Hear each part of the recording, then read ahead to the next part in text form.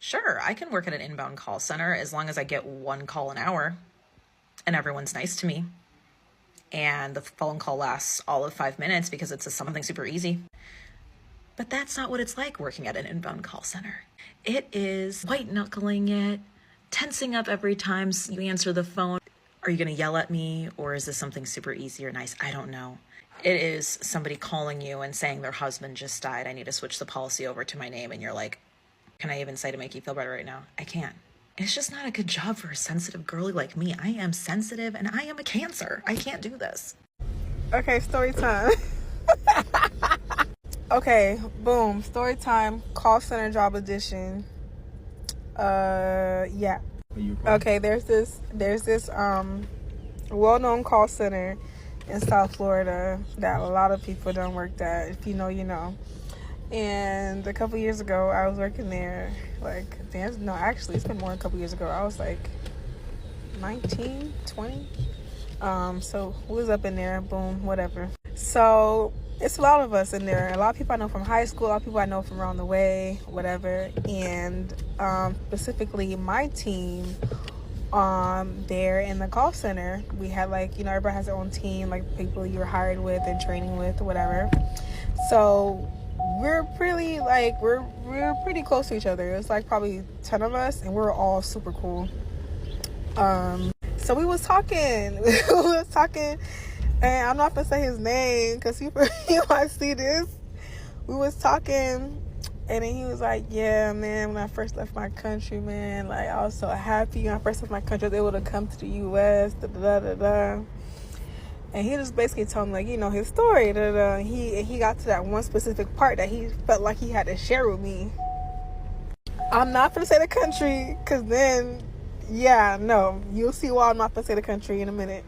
So he get to telling me the story. He's like, yeah, man, I got my papers. I was finally able to leave and come to the U.S.,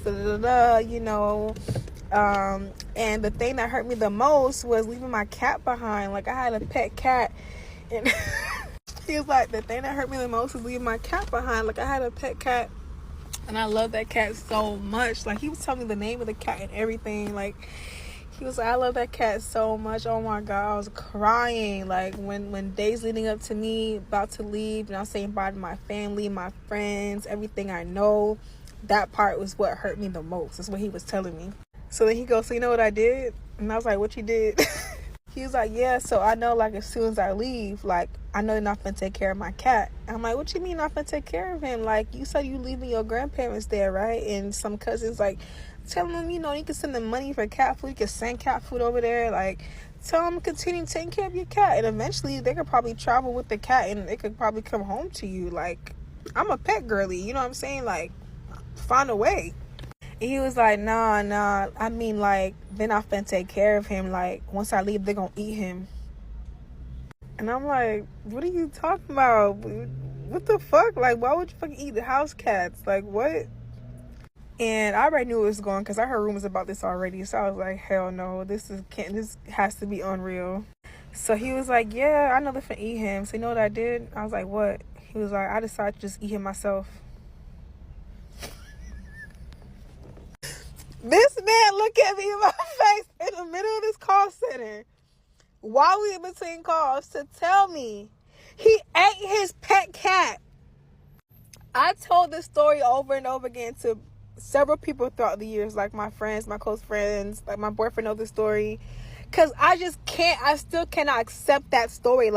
First of all, it's like, dude, you didn't have to tell me that. We was cool. We were still cool after. It's I tried not to hold it against him, but I'm looking at him damn, why would you do that? He really said, I don't want nobody else to eat him, so I ate him myself. You ate him yourself. You didn't want no one else to eat him, so you ate him yourself. But what's so worse is that was your pet. You started off the story telling me that that's your pet, and you was so sad. That's your dog. That's your little homeboy. And that was your goodbye gift? That was your goodbye gift. Okay. Yeah. I have many call center stories, because a lot be happening. So wherever you at, If you see his video, don't come for me. You know who you is. I just feel like that was probably the worst goodbye that I've ever seen, like I've ever heard of. Like, how do you say goodbye like that? But yeah. All right, peace. So, another after work story time. And again, I know I work at a bank. So, I get a call. It's transferred to me from another department. And the agent is like, yeah, I have this member, and, you know, gave me all of this information and stuff like that. So I'm like, what's the nature of the call? So I know how to assist him. And he was like, he refused to share that information with me because he said that he wanted to speak to an agent that was based in the U.S. And let me just say this. When people say stuff like that, it gives racist vibes. Like, big racist. Like, that's what it's giving. Because what do you mean you don't want to talk to them because they're not in the U.S.? That's probably who you want to call. Because when I need help and I have to call that agent helpline, the overseas agents are the ones that's assisting me. So you might be better off talking to them than talking to my black ass. So he was like, you know, I get on the phone, introduce myself. I'm with the banking department. He was like, oh, thank God. So immediately I'm like, what do you mean, thank God? So anyways, he proceeds to ask me general questions. And when I say general, I mean so general you can go on our website and it's in the FAQs general. And our queue was like real backed up today because we have like a big IPO thing happening. And so he basically sat and waited for about 30 to 45 minutes before he actually got somebody, only to say that ignorant shit. So we finished up and I was like, you know, is there anything else? And he was like, no, you were great, 10s all across the board, but the other people, they couldn't help me. They didn't know what I was talking about. No, the man had already told me before he transferred you that you didn't want to talk to them because they weren't in America. So that's stop lying, okay? Once again, those people are the ones who helped me. So I probably have you on hold for 4.5 minutes. Meanwhile, he'll have you on hold for maybe a minute and a half. So it's like, why would you say that? I hate when they say that. Those people have the access to the same stuff that I have access to. And their CSAT score is always at a 5, which is perfect for our department. So evidently they know what they're doing. You might want to talk to them instead of talking to me. That's all I'm saying. He really just wanted to be an ass. He wanted to be an ass. And I could tell from the way he came on the phone, he had that pompous ass tone of voice. So yeah, he was just being an ass. Okay, so since y'all love that last video about my call center story, I'm going to tell y'all some more. Now, I've been working in call centers on and off, like, over the last 10 years. I've done specifically health insurance for the past at least, like, 5 or 6 or so. So, I've had some wild calls. But this one is, like, top 3 of my wildest ones. So, the member calls in. We're going over, like, the benefits, what's covered, what's not, co-payments, everyday normal stuff. Then this man says, hey, how much do y'all pay when I die? And I said, huh? And he said it again, like, how much do y'all pay when I die? Like, for the funeral. And I'm sitting there like, what? So I asked him to, like, clarify again, because I'm like, there's no way this man just asked me if his health insurance plan is paying for his funeral. Like, I know you didn't just ask me that. So I'm like, sir, I need you to clarify one more time exactly what you're talking about. And he wanted to know the benefit or the amount that the health insurance would pay when he dies. And I'm like, sir, we're your medical insurance. We'll help you if you need a surgery, if you're sick, if you need some prescription drugs, but we don't pay for your funeral. Like, that's more of a life insurance policy. So I think you have your insurances crossed.